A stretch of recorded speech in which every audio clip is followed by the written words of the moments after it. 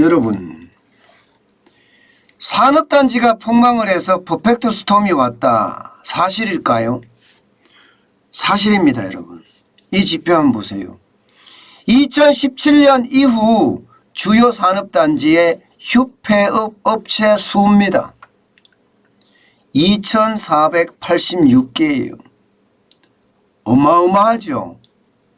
이게 여러분, 산업단지공단에 들어갈 수 있는 업체들, 최소한 말입니다. 제조업의 노하우는 굉장히 쌓인 업체들이에요. 이런 업체들이 2486개나 망했다는 것은 결국 말입니다. 대한민국 제조업의 위기다. 이렇게 이야기할 수가 있고요. 경제 전체의 퍼펙트 스톰에 대한 이야기도 지금 계속 나오고 있잖아요. 추경호 경제부총리도 복합위기 시작됐다 이렇게 이야기하잖아요. 그런데 이 제조업 그중에서도 국가산업단지라고 이야기하는 이곳에서는요 이미 오래전에 퍼펙트 스톰이 왔다 이렇게 이야기할 수 있습니다. 그만큼 많은 기업들이 맥없이 쓰러진다는 뜻입니다. 맥없이. 여러분 이거 한번 보세요. 2017년만 하더라도 주요 산업단지 휴폐업 업체 수는 174개에 불과했습니다. 물론 174개도 적은 숫자가 아니었어요. 그런데 2018년 최저임금을 16.4%나 올리고 경제를 적폐시해서 그야말로 고사시킨 문재인 정부 이 최저임금이 말입니다. 실제로 영향을 굉장히 미칩니다. 2018년에는 224개로 늘어나죠. 2019년에는 충격적입니다. 449개고요. 2020년은 2019년에 비해서 또 충격적이에요. 711개로 늘었다가 2021년에는 749개까지 늘어났습니다. 늘어나는 속도가 어마어마하게 빠르죠. 망하는 순서가 또 망하는 속도가 이렇게 빠르다는 것은요. 이게 뭐 전 세계 기준으로 본다고 하더라도 너무 빨리 망한다. 폐업을 5년 단위로 끊어봤을 때 2017년부터 2021년까지 폐업이요. 역대 최고입니다. 최고. 그야말로 난리가 아니에요. 난리가 아니에요. 엄청나게 빠른 속도로 줄폐업을 한다는 거예요. 문제는 2021년인데 2021년도 보면 여러분 진짜 만만치 않습니다. 5월달 기준으로 벌써 179개예요. 이대로 가면 800개가 넘을 거라는 예상까지 나옵니다. 800개가 넘을 거라는 예상. 그러면 여러분 주요 산업단지에 제조기업들이 핵심을 이루고 있는데 이게 한 해 동안 800개였던 기업들이 망한다는 것은 여러분 결국 말입니다. 대한민국의 제조업이 무너지고 있다는 이야기예요. 제조업이. 여러분 그런데 말입니다. 지금 이 지표보다가 더 심각한 지표도 있습니다. 더 심각한 지표도. 여러분 이 지표 한번 보세요. 주요 산업단지의 유휴 부지 현황입니다. 쉽게 말하면 놀고 있는 부지 현황이에요. 2015년만 하더라도요 213만 8천 제곱미터입니다. 축구장 299개 수준입니다. 그런데 2018년에 되면 엄청나게 늘어납니다. 469만 4천 개가 됩니다. 축구장 657개예요. 규모가. 2021년에는요. 추산하건대 500만 제곱미터가 넘을 거라고 예상을 합니다. 500만 제곱미터가 넘을 거라는 예상은 축구장 700개 규모입니다. 700개 규모. 여의도 공원이 여러분 22만 9천 제곱미터거든요. 그럼 여의도 공원 21개 정도의 면적이 지금 비어 있다는 거예요. 이게 비어 있다는 이유가 뭔가요, 여러분? 비어 있다는 것은요, 떠났던가 안 그러면 들어오지 않았다고 이야기해야 돼요.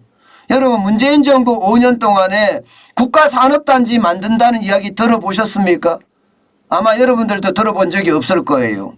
그러면 결국요, 휴업 폐업은 하지 않았지만 국가산업단지에서 쉽게 말하면 떠났다는 거예요. 떠났다. 어디로 떠나요?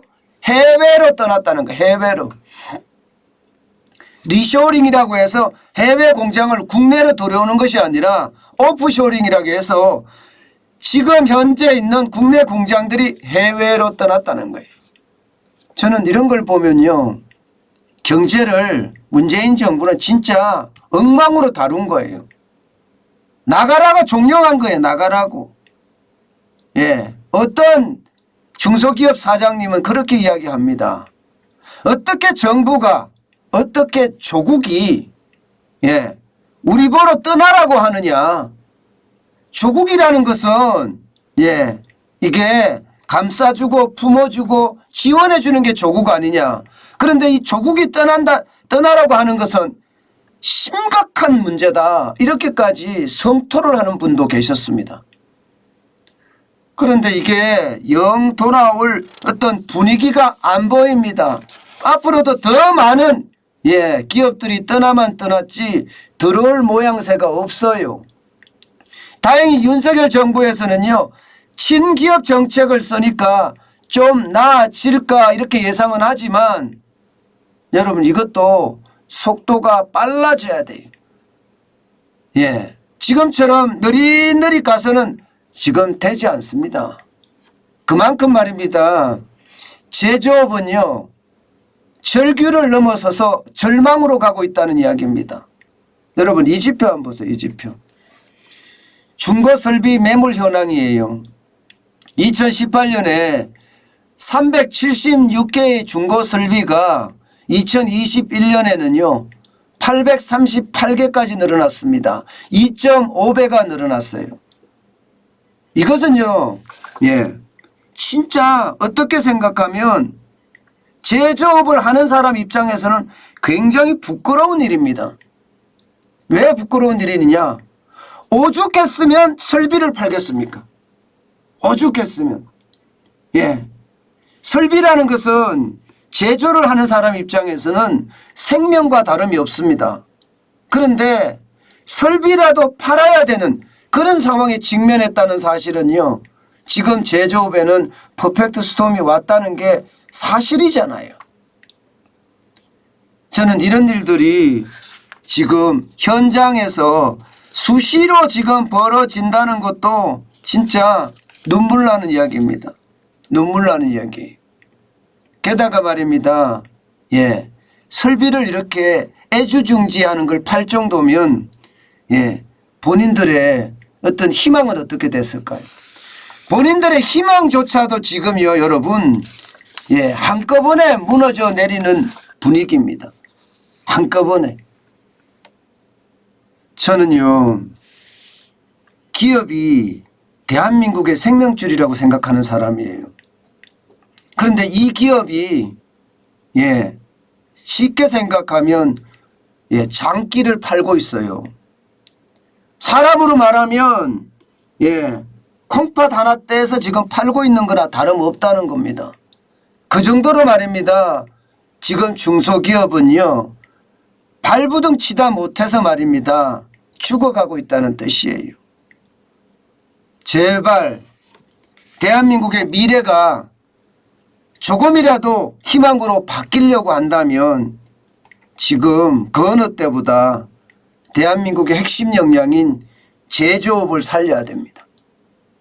제조업을 살리는 정부의 어떤 솔직히 무식한 정책들이 나와야 돼요. 그래야지 무식하다고 이야기할 만큼 두툼하게 지원을 해주는 정책 말입니다.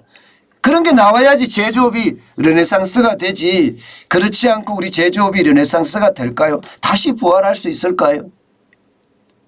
저는 제조업이 부활하지 않으면요. 대한민국의 미래는 없다. 그냥 단정적으로 이야기할 수 있습니다. 예, 그만큼 말입니다. 윤석열 정부는요. 제조업의 퍼펙트 스톰 빨리 걷어내야 됩니다.